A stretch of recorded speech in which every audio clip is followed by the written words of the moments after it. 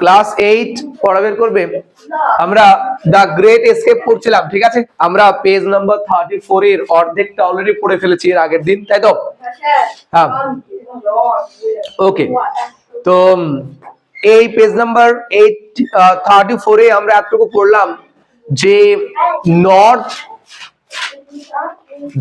North western যে frontier আছে, উত্তর পশ্চিম যে সীমান্ত, সেই উত্তর পশ্চিম সীমান্তে ইংরেজদের বিরুদ্ধে যে সমস্ত আন্দোলন, সেগুলোকে কি করে দেখাশোনা করে বা লিড করে কে?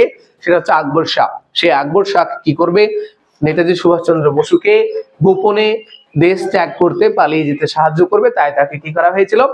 কেবলের মাধ্যমে, বেতারের মাধ্যমে, তাকে টেলিগ্রামের মাধ্যমে ওকে খবর পাঠিয়ে কলকাতায় ডেকে আনা হয়েছে। তার সঙ্গে শিশিরের আলাপ করিয়ে দেওয়া হয়েছে। তারা কলকাতার কোন একটা মার্কেট ছিল না, সেন্ট্রাল ক্যালকাটা থেকে তারা সেই ঢিলে ঢালা সে ব্যাগি সালোয়ার এবং ফেজ টুপি ইত্যাদি কিনেছে, ঠিক আছে? এছাড়াও শিশির পরে গিয়ে বেডরোল কিনে এনেছে। আর কি কি কিনেছে? বেডরোল কিনেছে, কিছু শার্ট কিনেছে, কিছু পিলো কিনেছে, তাই না? এগুলো কিনেছে, যেগুলো সুভাষ কি করবে? তার সঙ্গে করে নিয়ে যাবে। তারপরে কি করা হয়েছে? তারা একটা প্রিন্টারের দোকানে গিয়ে সেখানে একটা কলিং কার্ড, মানে একটা আইডেন্টিটি কার্ড বানিয়েছে। কি নাম দিয়ে? মোহাম্মদ জিয়াউদ্দিন নাম দিয়েছে। এবং মোহাম্মদ জিয়াউদ্দিন কি করে সেই জায়গাতে লেখা হয়েছে যে travelling inspector the empire of India life insurance company limited, এটাই কিন্তু লেখা ছিল। অর্থাৎ এই হচ্ছে সেই ফলস আইডেন্টিটি, এই হচ্ছে সেই মিথ্যা পরিচয়, গোপন পরিচয়, যেটার সঙ্গে করে সুভাষচন্দ্র বসু কি করবে? যাত্রা করবে। বোঝা গেছে? এর পরের পড়া শুরু হচ্ছে, একটু প্রত্যেক আঙুল দেবে page number 34, first, second, third, 3 নম্বর প্যারাগ্রাফে বলছে অন 16th জানুয়ারি 1941, বলছে 16 জানুয়ারি 1941 সালে শিশির finished his dinner early and drove to Elgin Road around 8:30 p.m. বলছে যে অন জানুয়ারি 16, একটু ডেট গুলো মাথায় রাখবে, ঠিক আছে? 16th জানুয়ারি 1941, এই তারিখে শিশির কি করলো? তার ডিনারটা খুব তাড়াতাড়ি খেয়ে নিল এবং এলগিন রোড পর্যন্ত গাড়ি চালিয়ে গেল। এলগিন রোডে কি আছে? সুভাষচন্দ্র বসু রেসিডেন্স বলা হয়েছিল কিন্তু, তাই না? এলগিন রোড হচ্ছে সুভাষচন্দ্র বসুর রেসিডেন্স, আর ওয়ান উডবান পার্ক হচ্ছে শিশিরের রেসিডেন্স। তাহলে ওয়ান উডবান পার্ক থেকে সে গাড়ি চালিয়ে এলগিন রোডে গেল। কটার সময়? Around 8:30 p.m. কটার সময় গিয়েছিল? 8:30টার সময়তে গিয়েছিল, ঠিক আছে? এই যে টাইমটা, এটাকে তোমরা 8:30 ও করতে পারো, ঠিক আছে? যেহেতু 16 নয়, 60 মিনিটসে 1 আওয়ার হয়, দেখো 60 মিনিটসের হাফ আছে 30, তাই এটাকে বলা হয় 8:30, মানে 8টা পার করে অর্ধেক, হাফ মানে 8:30, ঠিক আছে? 8:30 ইংরেজিতে আমরা 8:30 বলতে পারি ডিরেক্ট, বা 8:30 বলতে পারি। বোঝা গেছে না? বোঝা যায়নি? বোঝা গেছে? ঘড়ির টাইমটা বলা কিন্তু শিখবে, ঠিক আছে? তারপরে he parked the wanderer at the back of the house. শিশির কি করেছিল? সেই ওয়ান্ডারার গাড়িটাকে বাড়ির পিছনে পার্ক করেছিল, ঠিক আছে? তারপরে নেক্সট প্যারাগ্রাফে বলছে শিশির and Subhash had maintained total secrecy about the plan of escape. Subhash এবং শিশির কি করেছিল? তাদের এই যে পালিয়ে যাওয়ার যে প্ল্যানটা, এটাকে সম্পূর্ণ সিক্রেট রেখেছিল, সম্পূর্ণ গোপন রেখেছিল। None of the family members knew anything except Subhash's niece Ila and a male cousin Dijen. বলছে তার পরিবারের কেউ পর্যন্ত জানতো না যে সুভাষ কি করবে? দেশ ত্যাগ করবে। শুধুমাত্র সুভাষের যে নিস, SUBHAS, সুভাষের নিস, এই নিস মানে ভাইয়ের বা বোনের মেয়েকে বলা হয়, ঠিক আছে? নিস। এই সুভাষের নিসের নাম কি? ইলা, ILA, এ জানতো। আর একটা মেল কাজিন জানতো, যার নাম হচ্ছে ডিজেন, DWIJEN। এই ডিজেনটাকে, সে হচ্ছে একটা মেল কাজিন, সুভাষের মেল কাজিন, ওকে? ঠিক আছে? এরা দুজন শুধুমাত্র জানতো, তার ফ্যামিলির বাকি কেউ জানতো না যে সুভাষচন্দ্র বসু কি করবে? রাতের অন্ধকারে তিনি দেশ ত্যাগ করবে।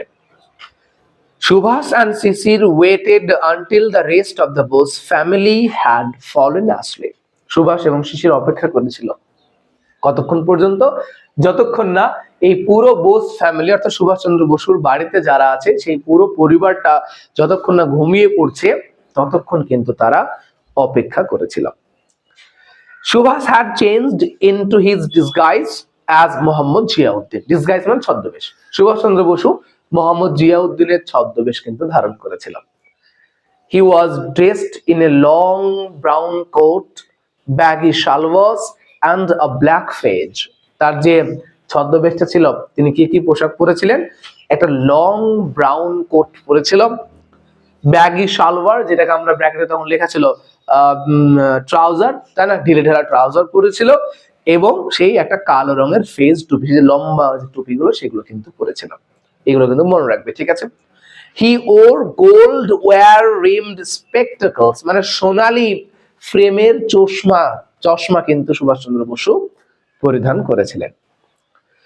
ইট ওয়াজ 1:35 AM, রাত 1:35। কটা বাজছে? 1:35। দেখো AM আছে কিন্তু, রাত 12টার পরে AM হয়ে যায় আর দুপুর 12টার পরে PM হয়ে যায়, তাই না? তাহলে রাত 1:35 বাজে। দ্য নাইট ওয়াজ মুনলিট, সেই রাত্রিটা কেমন ছিল? মুনলিট ছিল, মানে চন্দ্রালোকিত ছিল। লাইট থেকে লিট, লাইট মানে আলো, সেই লাইটের অ্যাডজেক্টিভ হচ্ছে লিট, ঠিক আছে? মুনলিট মানে চাঁদের আলোয় আলোকিত, ঠিক আছে? রাত্রিটা কেমন ছিল? জ্যোৎস্নাময় ছিল। Dijen signaled from an upstairs window that no policeman was nearby.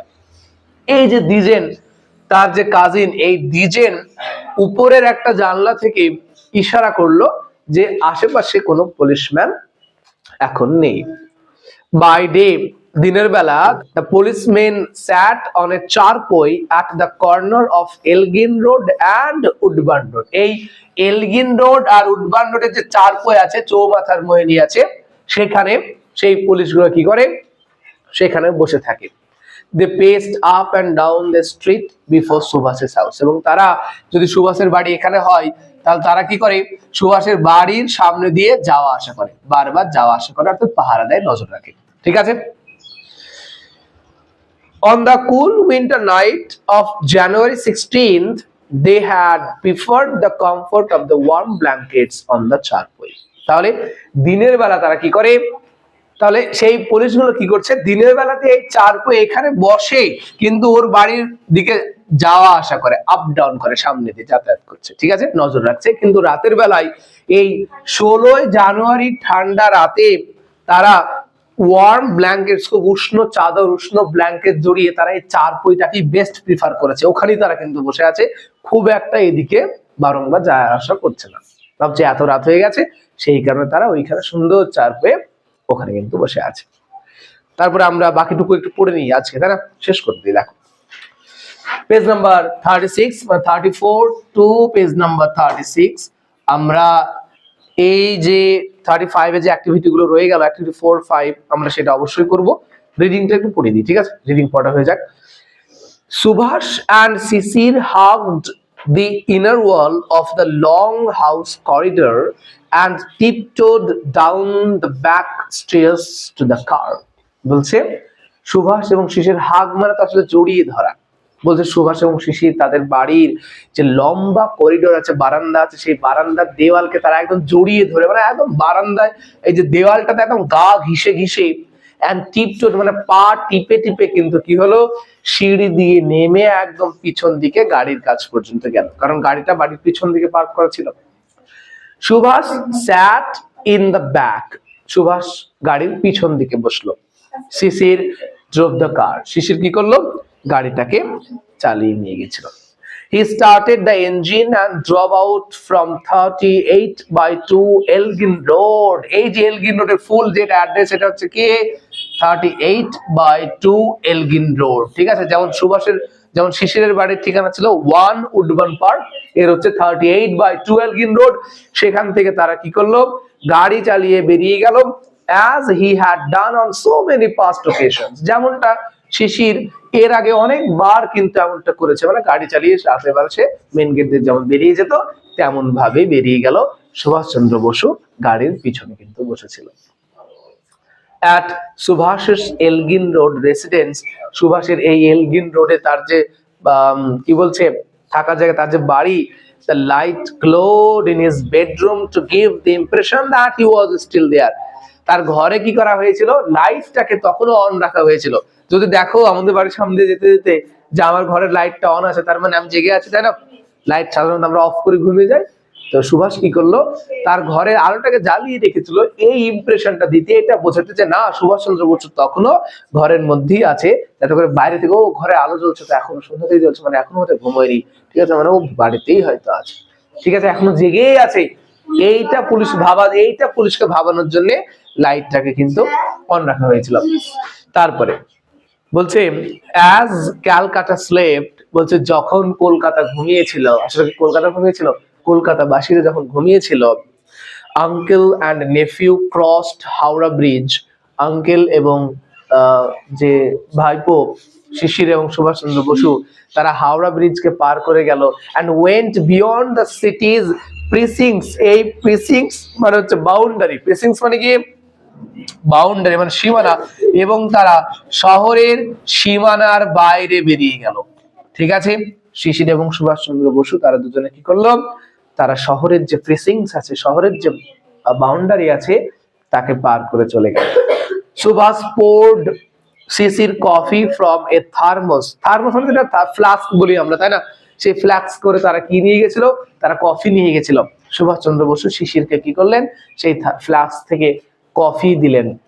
They shared a few anxious moments together when the car engine faltered once. একবার কি হয়েছিল, মাঝ রাস্তায় তাদের গাড়ির ইঞ্জিনে একটু সমস্যা দেখা দিয়েছিল। তো সেই সময়টা সুভাষ এবং শিশির খুব চিন্তাজনক, উদ্বিগ্নের কিছু আলোচনা কিন্তু করেছে, খুব চিন্তার কিছু আলোচনা তারা কিন্তু সেরেছিল এখানে।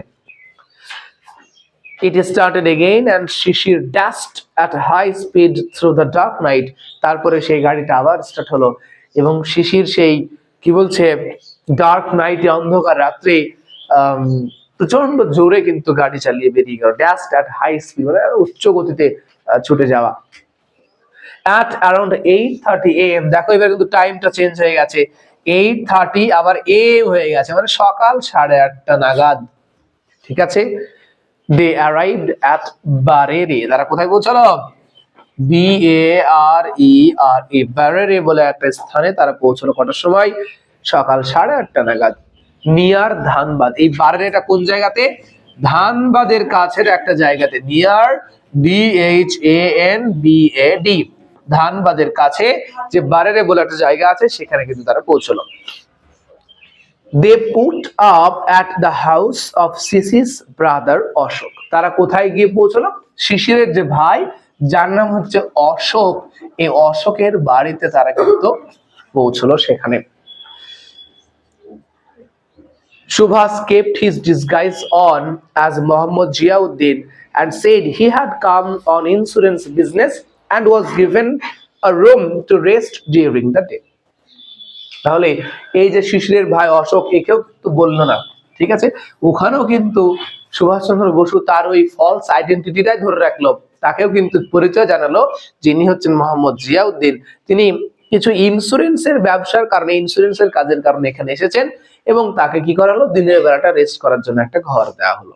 তাহলে অশোকের বাড়িতে এই কিন্তু শিশিরের ভাই হচ্ছে, তাই লেখা আছে যে শিশিরস ব্রাদার্স, ঠিক আছে, তবুও কিন্তু তাকেও পরিচয়টা জানানো হয়নি, কারণ সুভাষচন্দ্র বসু তার নিজের ফ্যামিলি থেকে তো সিক্রেট রেখেছিল বিষয়টা, তাই না? শুধুমাত্র ইলা জানতো আর হচ্ছে দ্বিজেন জানতো, আর কেউ জানতো না।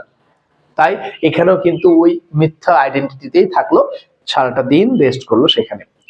They met and talked in the evening and had an early dinner. তারা আবার সাক্ষাৎ করলো একে অপরের সঙ্গে, কখন, সন্ধ্যাবেলাতে, এবং তারা তাড়াতাড়ি রাতের খাওয়া খেয়ে নিল। সারাদিন কিন্তু এই কি বলছে শিশির এবং সুভাষচন্দ্র বসু কিন্তু এক জায়গায় ছিল না, তারা হয়তো আলাদা আলাদা জায়গায় ছিল, একসঙ্গে সাক্ষাৎ করলো সন্ধ্যাবেলায়।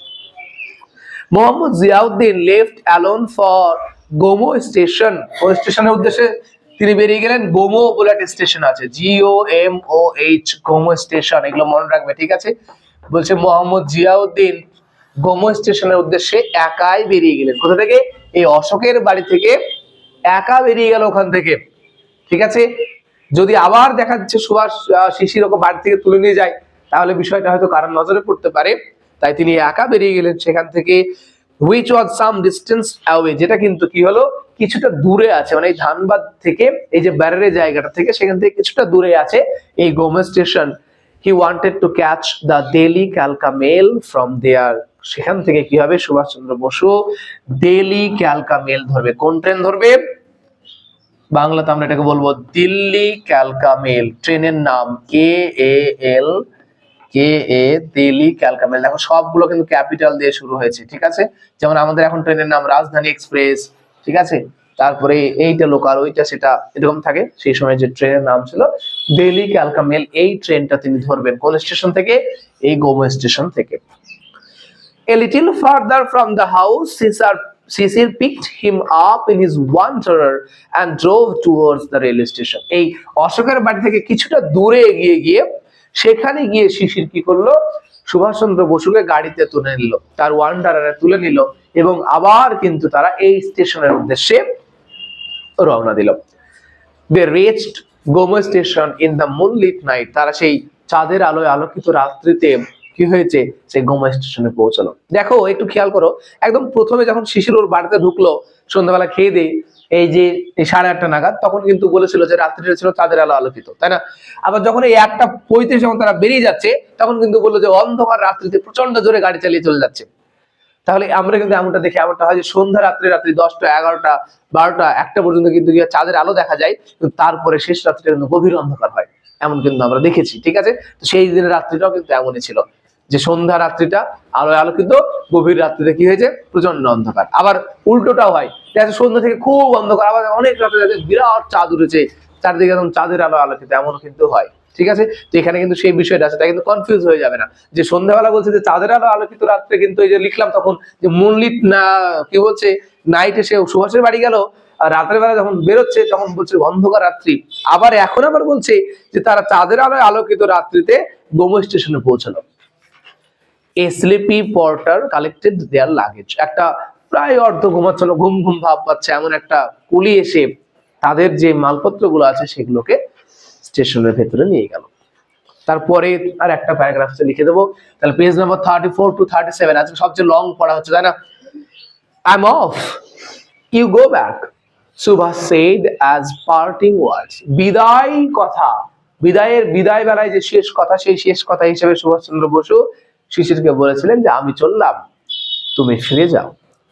Sisir watched him mount the railway overbridge and walk across it with his usual majestic gait.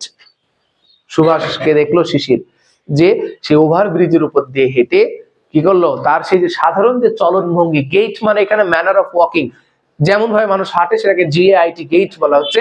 তো সুভাষচন্দ্র বসু কি করলো, তার যে ইউজুয়াল যে গেট, সাধারণ যে হাঁটা, সেভাবেই হেঁটে কি করলো, ওভারব্রিজ দিয়ে হেঁটে ওই দিকে চলে গেল। He disappeared into the darkness towards the platform on the opposite side. ওই অন্যদিকে যে প্ল্যাটফর্মটা আছে, সেই অন্যদিকে প্ল্যাটফর্মের অন্ধকারে কিন্তু সুভাষচন্দ্র বসু ডিসঅ্যাপিয়ার হয়ে গেল। তাকে যখন ওইদিকে তিনি চলে গেলেন ওভারব্রিজ পার করে, তখন আর তাকে দেখা গেল না। The Delhi Calca Mail released steam. সেই সময় কি ছিল, স্টিম ইঞ্জিন ছিল, তাই না, কয়লার ট্রেন ছিল। তো এই দিল্লি ক্যালকা মেল কি করলো, তার স্টিম ছাড়লো, তার ধোঁয়া ছাড়লো, শীষ দিতে শুরু করলো। Sisir heard the rhythmic clatter of the wheels and saw the train lights moving away. শিশির দেখলো যে শিশির শুনতে পেল যে ট্রেনের চাকার যে শব্দ, দেখবে ট্রেন যখন যায় তখন একটা সুন্দর একটা ছন্দের একটা কিন্তু সাউন্ড হয়, সেই সাউন্ডটা শিশির শুনলো, এবং সে দেখলো যে ট্রেনের লাইটটা আস্তে আস্তে চলে যাচ্ছে। রাতের বেলা যদি আমরা ট্রেনকে দেখি তাহলে দেখবো যে যে সমস্ত জানলাগুলো খোলা আছে ট্রেনের কারণে, সেই জানলাগুলোতে আলো বেরোচ্ছে এবং দেখা যায় যে হ্যাঁ সেই আলোগুলো চলে যাচ্ছে। তো শিশির দেখলো যে সুভাষচন্দ্র বসু যেই ট্রেনটাতে উঠলেন সেই ট্রেনটা আস্তে আস্তে চলে যাচ্ছে। তো এই হচ্ছে গল্প, যেখানে আমরা দেখলাম যে কিভাবে সুভাষচন্দ্র বসু ইংরেজদের চোখে, ইংরেজ পুলিশের চোখকে ফাঁকি দিয়ে কিভাবে তিনি তার গৃহ ত্যাগ করলেন, দেশ ত্যাগ করলেন, তার যে স্ট্রাগল ইংরেজদের বিরুদ্ধে যে তার লড়াই, সেই লড়াইটাকে চালিয়ে যেতেন।